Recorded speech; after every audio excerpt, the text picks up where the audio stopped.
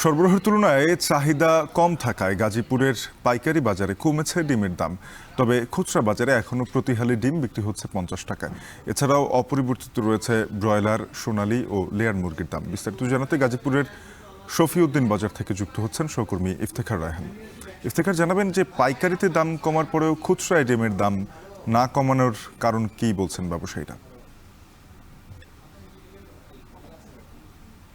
শাফিন, আসলে বেশ কিছুদিন ধরেই কিন্তু উত্তপ্ত ছিল ডিমের বাজার, এবং সেই ডিমের বাজারের লাগাম কিন্তু টানতে সক্ষম হয়েছে সরকার, এবং ডিমের দাম ধীরে ধীরে কিন্তু আমরা দেখেছি যে কমতে শুরু করেছে, এবং সেটি এখন অনেকটাই কমে এসেছে।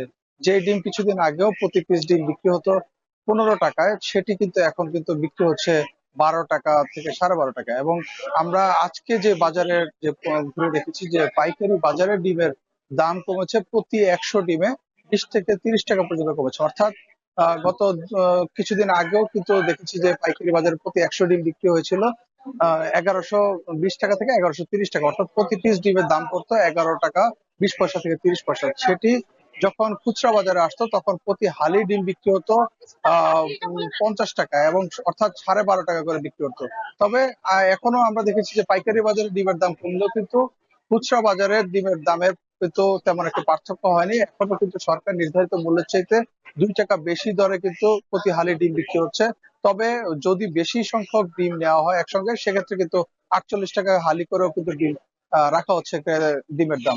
এবং এই অবস্থায় আমরা আহ যে মুরগির বাজারের কিন্তু খোঁজ খবর নিয়েছিলাম। মুরগির বাজার কিন্তু অপরিবর্তিত রয়েছে।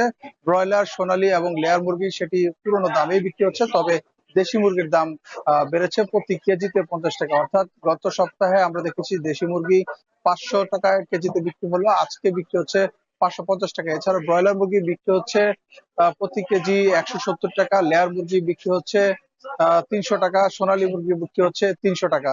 এবং বিক্রেতারা আমাদেরকে জানিয়েছেন মূলত শীতের এই সময় কিন্তু মুরগির যে উৎপাদন সেটি কমে আসে, যে কারণে বাজারে কিছুদিন পরে হয়তোবা শীত যখন প্রকট হবে তখন মুরগির দামে কিছুটা আহ পার্থক্য তৈরি হতে পারে। তবে এখন পর্যন্ত যে দাম রয়েছে এই দামে কিন্তু ক্রেতা এবং বিক্রেতা উভয়ই সন্তুষ্ট।